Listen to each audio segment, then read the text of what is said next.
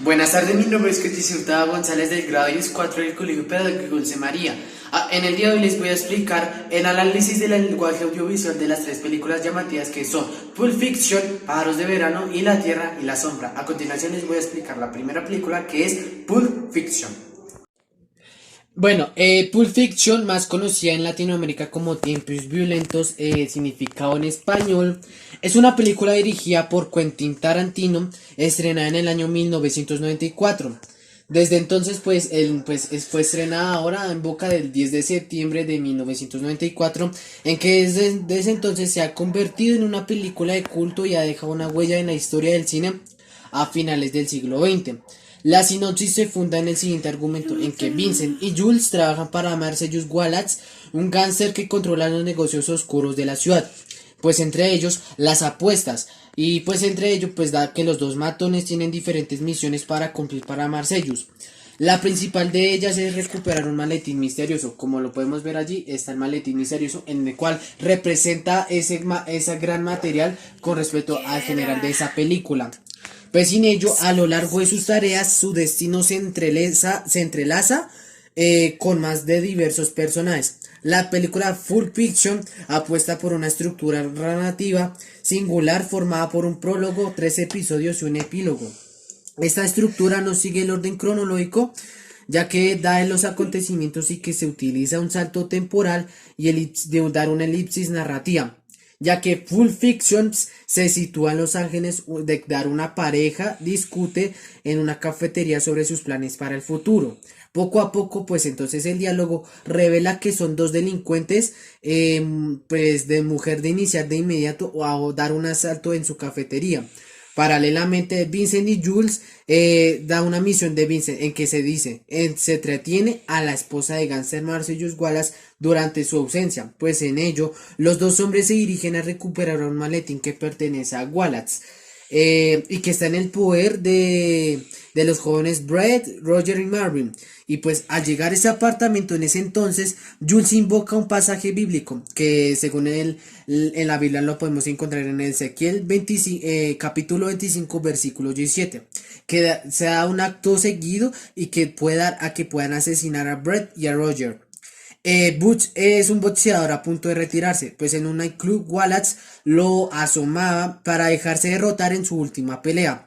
Y pues en ello allí se encuentra también Vincent y Jules, que se han traído el maletín de vuelta, pero se van a encontrar extrañadamente vestidos con ropa playera.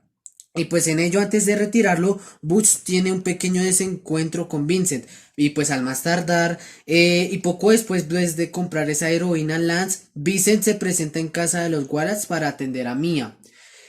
Pues en ese entonces, comió a las represalias, Mia se intoxica con una sobredosis. Pues en ello, adecuadamente, pues Vincent se debe acudir a casa de Lance para que le salve. Tras una inyección de la adrenalina, Butch tiene un sueño y pues en esa recuerda el movimiento en que recibió un reloj, antigua joya familiar enviado por su padre antes de morir en la guerra de Vietnam. Pues en el episodio El reloj de oro, más conocido también, en esa escena representan que Butch gana la pelea y huye con el dinero de las apuestas, lo que lo pone en el blanco de Wallace, ya que el boxeador se esconde en un motel con su mujer. Fabián, al notar que el reloj de su padre se ha quedado en el apartamento, y Bush regresa y se encuentra a Vincent y lo mata con su propia ametralladora. Y pues al huir con su vehículo, el boxeador se encuentra a Wallace cruzando el paso cercano, pero el dueño Maynard está armado. Esto es que este los amarra mientras que aguarda al policía Seth. El propósito de estos ambos personajes es que se sodomiza a los prisioneros, empezando por Wallace. Butch logra escapar e interrumpir la violación de Ganser. A cambio, este le perdona la vida bajo la condición de que nunca regrese, y pues en ello el boxeador huye con su mujer. En la parte donde es la situación con Bonnie, representa un salto temporal que nos regresa a la escena del apartamento, pues en ello donde el espectador y los matones de Wallace se enteran de que había un joven más escondido. ya que este sale inadvertidamente y descarga su arma contra ellos, sin acertar ninguna bala, ya que Jules percibe la presencia de Dios en aquella coincidencia que los ha salvado los delincuentes que matan al joven pero se llevan a Marvin, antiguo amigo de Jules, y que en ese entonces el maletín misterioso discuten con los milagros, sobre los milagros. Al pedir que su opinión a sangre que todo lo baña, se ven forzados a pedir la ayuda de Jimmy, un amigo que de ese vecindario molesto. Jimmy les exige que se les quiten ese problema de la casa, ya que por intermediación de Wallace acude en su ayuda el señor Lobo, experto, pues ya que es experto en la solución de problemas. Se da una baja instrucción que lavan el carro y se bañan y cambian su elegante ropa para la ropa playera del Jimmy. Y pues por ende la final de la escena de la película se da como un resultado del encuentro y antes de devolver el maletín. Jules y Vincent se detienen en un café, mientras que Vincent va al baño. Pumpkin y Yolanda, que más conocía como su actor, el del reparto Honey Bunny, inician el asalto que Jules, que ha decidido cambiar su vida, toma el control de su situación usando el maletín misterioso como un material más reconocible para que sea más carnal y que le pueda ofrecer una alternativa a la pareja de los asaltantes, y sin darles el maletín les dirige el discurso revelador y les perdona la vida. Pues en ese entonces el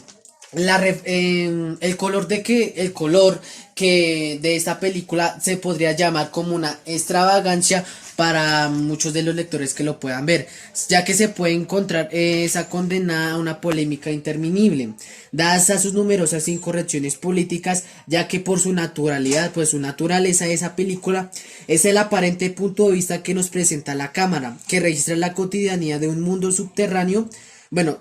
subalterno violento, ya que las conversaciones más triviales y las más absolutas de la incapacidad de esa conmiseración se entrelazan en una serie de sucesos fatales, ya que sean expuestos como si ellos no fueran más que el repertorio anecdótico que acumulamos al final de un día rutinario. Ya que pues se realiza estas varias preguntas que pues llaman a los lectores, que se puedan denominar: puede que esta película sea, digamos que pues sin embargo, este pueda explicarse apenas como una apología de la violencia sin sentido, o podría llamarse que puede ser leída como una exhibición de la banalidad del mal. Pues en ello se da una clave que nos ofrece con ese título más reconocible por su film. Da como una exhibición en el primer cuadro donde se exhibe el significado del Pulp Fiction, ya que el director ha elegido dos acepciones de la palabra pulp, ya que pulp es como una masa de materia suave, húmeda e informe, eso se denomina como un significado científico de las ciencias naturales. Y otro significado que podemos encontrar en el pulp es que como sea como una revista o libro impreso sobre que el papel no será procesado, que contiene historias criminales e insólitas, es decir, que son relatos de folletín considerados como una ficción barata. Eso se podría denominar como una cualidad fisiológica acerca de la película Pulp Fiction. La clave de esta película se denomina como un género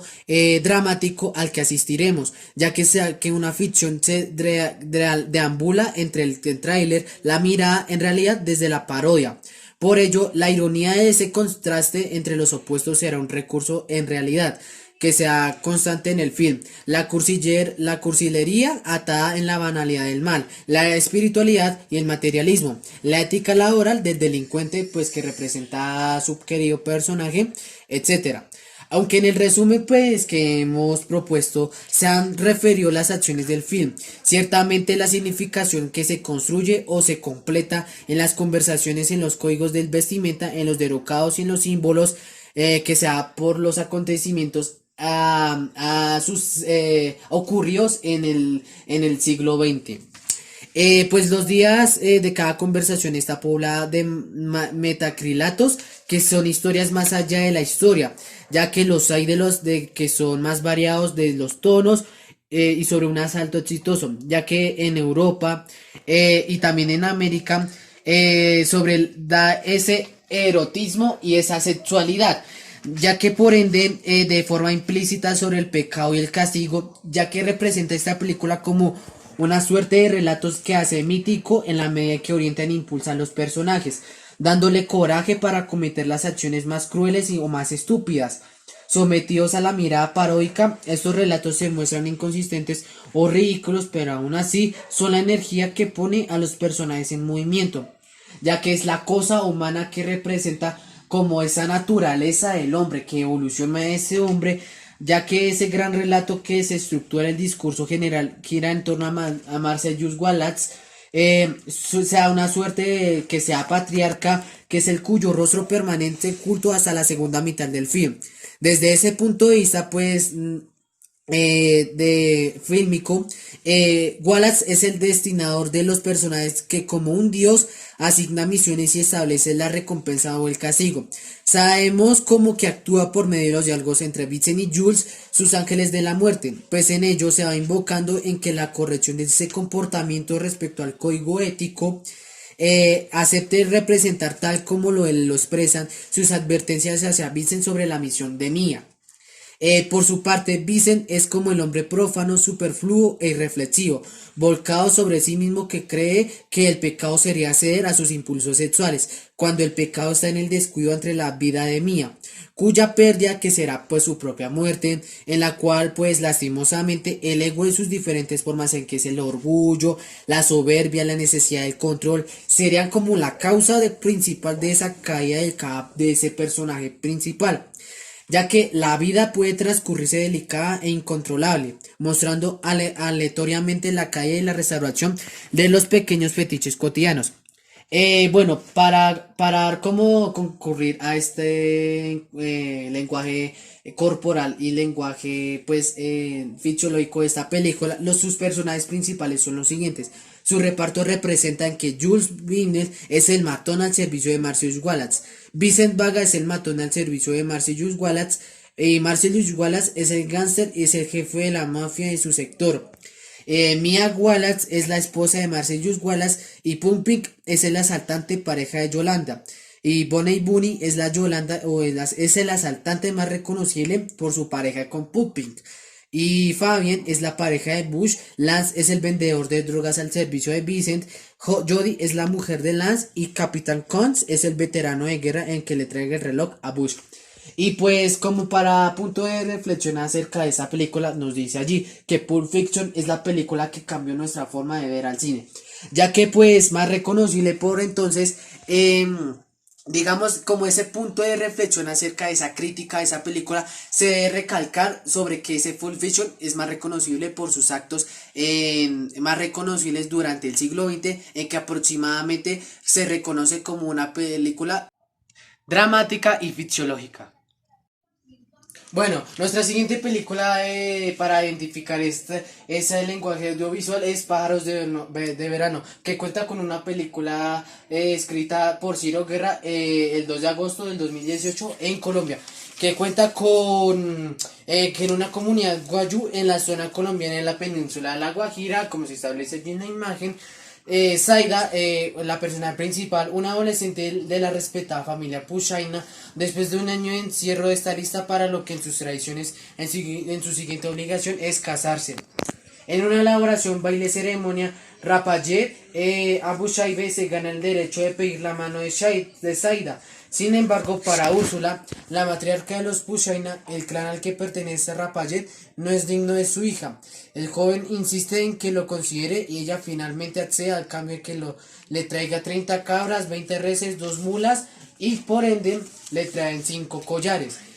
Rapayet tiene un pie en el mundo exterior de La Guajira, puesto que vende café y licor. Sin embargo, no le alcanza el dinero para comprar la dote que pide Úrsula,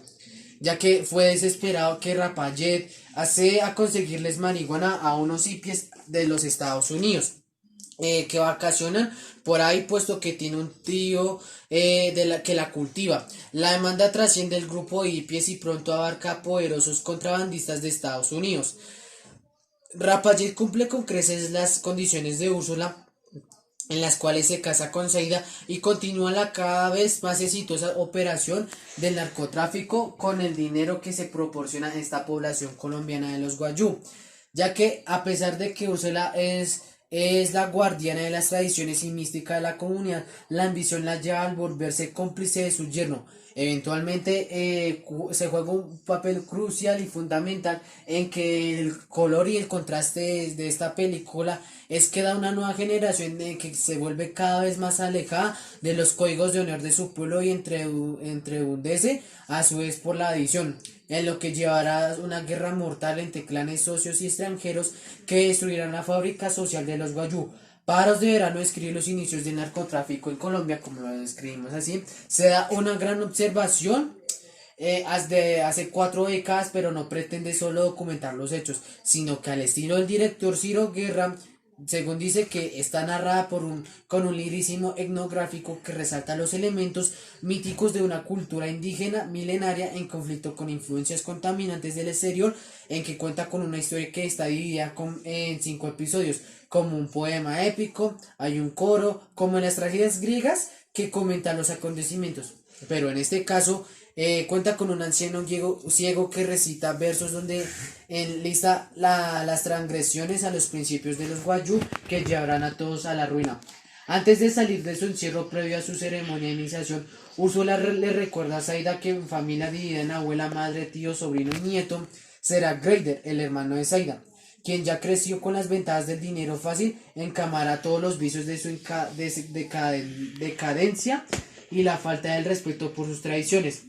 ya que tenemos que ver en cuenta con la absoluta perversión moral en que se ha infiltrado en la otrora orgullosa cultura guayú cuando embriagado Greider le ofrece un paquete grande de dinero a un pobre hombre que sueña con que le paguen los estudios. En una secuencia que debe ser las que más escatológica jamás realizada, Greider le dice que para que entregarle el dinero al hombre se debe comer las heces de un perro. En su cine, pues según Ciro Guerra, no oculta el desprecio que siente por la injerencia de la cultura del occidente, particularmente las estadounidenses, y de alguna manera el discurso de Pájaros de Veneno cuenta con una naturaleza humana y con ese cultivo en el que se somete, en ese sentido en que Moisés, el primo de Rapayet, el más alejado de los coloridos trajes tradicionales, van en un contraste con el desierto blanco de la Guajira, que son las más bellas y que tienen un efecto casi hipnótico. Pero la pregunta que nos realiza es: ¿qué tan importante es realmente la cultura que idealiza Guerra? Pues en esta pregunta se analiza en cuanto a que a fin de cuentas en la ambición de Úrsula la que desencadena la espiral de creación. Por otro lado, se habrá una gran perspectiva con relación a la película El abrazo de la serpiente, publicada en el 2015. Cuenta con que Ciro Guerra muestra cómo la pérdida de ese conocimiento ancestral sobre las plantas era la maldición de los pueblos indígenas, en que los pájaros de verano cuenta en que también es una planta que no tenía un gran valor para ellos, pero sí ellos para los extranjeros, en lo que lleva también a la ruina de esta comunidad guayú, en lo que se hará una lucha para que pueda trascender el periodo en la geografía, en lo que será insertado. En esa trama se intercederá una gran lucha por la naturaleza humana, como en la película original, que será Pájaros de Enano, sobre esta comunidad guayú. Bueno, antes de concluir sobre esta película, les voy a dejar una breve reflexión acerca de esta película. Cuando el capitalismo y la droga corrompieron a los indígenas de la Guajira. Bueno, esto conlleva a que el capitalismo logrará tener buena facilidad en el uso del dinero para que dé el uso de un cultivo sobre el que la comunidad guayú establece una gran base acerca de la península guayú, en el territorio en donde viven la comunidad guayú, acerca en que se establece como le explico, la naturaleza humana, para que podremos decir que es una película más llamativa, más informativa, para que los lectores puedan aprender y dar esa socialización con respecto a la comunidad guayú, con respecto a este narcotráfico aquí en Colombia. Bueno, nuestra última película que les voy a hablar acerca de este lenguaje audiovisual es La Tierra y la Sombra. Bueno, primero que todo, es una película originada por César Augusto Acevedo, que fue publicada el 17 de diciembre del 2015 en la ciudad del Río de Janeiro, en Brasil. Bueno, esto va a conmover a que haya recibido premios importantes en el Festival Internacional de Cannes del 2015, según lo que nos dice que el autor en una entrevista y lo que se aprecia al verla, se trata de una película vivencial que trata de comunicar sentimientos profundos, mundos interiores, relaciones humanas que van dentro de ese pensamiento diferente que debe haberlo con un respeto mutuo y que por ello da en que la tierra y la sombra se describe una realidad del mundo de la familia y el mundo del trabajo. ¿Será que se va a enmarcar dentro de ese contexto de las realidades del mundo de esa familia y las fértiles planicies del Valle del Cauca en Colombia, dedicadas en buena parte a la siembra de la caña de azúcar en especialmente? Casi todo pues en ello transcurre alrededor de una familia cuya vida que ha quedado marcada por este cultivo y por la forma en que las cosas han ido evolucionando con el tiempo. Pues en ello posteriormente no se muestran imágenes del pasado familiar, pero es importante tener evidente que es en épocas ya idas, ya la casita del campo en la cual viven y que ahora está rodeada de la monotonía de los geométricos cultivos, era en que parte de algún vergel campesino con huertos, árboles, animales y cierto sentido de la independencia y del amor familiar. En ellos solo se han quedado en que una comprometida ética del trabajo se independice con una agobiante nostalgia, un abandono y un gigantesco saman, un árbol testigo viviente y solitario, ya que los pajarillos por allí, a pesar de que los vivientes no tienen con las frutas que colocan en una tabla al pie del árbol. En la tierra y la sombra cuenta con en que se predomina la sombra. Cuenta con que la casa es oscura y ello sirve para que la fotografía se recree en notables juegos de luces. Los rostros son duros y amargos, obscurecidos por difíciles recuerdos, apagados por las dificultades familiares, descoloridos por la enfermedad y la impotencia en que va ennervecida por las cenizas y el polvo siempre prevalente en los ambientes doblados por la incertidumbre. Por ejemplo, en el campo se suele ver que los alegres tonos de esa caña apenas si se notan. Según con esa contraste de esa película, ese lenguaje que nos lleva a convocar a esta película se requiere a que denominará como una llama al campo. Es porque hay quemas, se denomina como que hay quemas en los cultivos que parecen abrazarlo todo y que más que todo en la película se denomina en que hay suelos y caras que se acumulan en esas pavesas negras y esas cenizas. Y pues, ¿de qué nos habla acá? Esa es la pregunta que pues, nos sugiere ahí preguntando. Pues eso nos habla de un film de esa realidad que se intenta mostrar de las repetidas escenas en las que los trabajadores que cortan esa caña manifiestan esa inconformidad y sus frustraciones con su salario que no llegan a ese tiempo, que nos reflejan esa dureza laboral y que por ende dan una justicia a la entrega a esa fantasía con esa sombra y esa tierra que van controlada porque hacen que los cultivos en las cuales aparecen esa realidad se descontrolan en los feroces, en las amenazantes, van generando esa ceniza y esas pavesas en las cuatro vientos que van ennegreciendo las vidas y los cuerpos, ya que en ello nos pone en contacto con los conflictos familiares generados por desuniones, por abandonos y por las palabras duras y las miradas desconfiadas. Y ya que nos acerca de esa vida a la muerte inevitable, de esa vida en la compañera, se arrima un daño y fatigado por ese polvo del ambiente, ya que se da ese contexto que vale la pena comentar sobre esa realidad objetiva de ese cultivo de la caña de azúcar en el Valle de Cauca, ya que se tiene alguna aproximación a que esos problemas, no hay duda a que según el director César Augusto, ha aprovechado esta bella película para generar esa inquietud en los espectadores, para desatar acciones y para proponer cambios, y no lo hace con técnicas documentales y que no hay cifras ni ese contexto que no hay que proponer un cambio, y eso lo hace con una técnica documental que no hay cifras ni ese contexto por ese análisis histórico. En este nos llega como un mensaje limpio. Con respecto a esa película nos dará como un mensaje limpio, sin alegatos ideológicos y sin ninguna manipulación delibérica. Por esto, ante tal respecto con ese espectador, se siente libre para averiguar más eso, para profundizar ese ánimo para las quemas y las pavesas sin quedar atrapado por una cuestión más solicitable pero rico en motivaciones y que en la actualidad tiende a ser un cultivo tecnificado de esa naturaleza bastante industrial. pero todavía persiste la costumbre de hacer quemas controladas para que las hojas se desprendan y el tronco se debilite. Más que todo, la humilde Casa Blanca y el pequeño blanco que está en la sombra, Alfonso, que es el uno de los personajes, se debe afrontar que regresa como un extraño, pues su familia hace mucho tiempo dejó de esperarlo, ya que su arribo terminará despertando viejas pasiones y odios en el corazón de Alicia, que es su ex invisible, que recorre aquellos imponentes laberintos de la caña, llenándolo como todos los signos de destrucción a la muerte,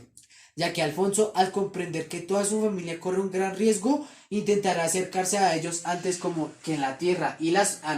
tierra y la sombra se van que dejan como una huella de su existencia. La historia, la memoria y la identidad de todo estará a punto de desaparecer bajo una paradójica idea del progreso y solo un gran sacrificio que se brindará esa gran oportunidad de reconciliarse y comenzar una nueva vida lejos de ese lugar donde todas las esperanzas parezcan haberse perdido, ya que este ritmo de la película tiene relativamente un poco diálogo por ser descrita como lenta, obviamente, ya que se puede reflejar mejor ese peso de la atmósfera, ya que se trata de que esa película cuenta con elementos autobiográficos, rodada por ejemplo en el Valle del Cauca, a los pies de los Andes, de donde se es originario el escritor y director de la obra que toma esa temática de la audiencia, esa desaparición y la separación de la familia con respecto a la tierra y la sombra. Y bueno, ya para concluir esta película, ese lenguaje audiovisual, ese análisis de esta película, encontramos una de las frases más apropiadas pues que encontramos en la película. La historia de la ocupación del espacio a lo largo y ancho del territorio colombiano. Bueno, cuenta con que esta película nos lleva a ascender a lo largo del nivel inferior como nivel exterior. Nos va a relacionar con respecto a este cultivo de ese gran ecosistema para que ello se restablezca una gran, digamos, como un gran cultivo de ese campo para permanecerlo por un motivo en que la película es muy motivadora y muy recomendable para que ellos lectores comprendan a que esta economía colombiana sea más económica y estable, ya que todo eso permanece más como una introducción compleja gracias a que la película cuenta con varios que juegan un papel importante gracias a que la tierra y la sombra juega en que dentro de ese pensamiento, como lo he dicho anteriormente, va a haber algo diferente que debe haber con respecto a un mutuo, que debe tener un acompañamiento social a lo largo del nivel de este contexto colombiano, de lo que se refleja allí en esta película.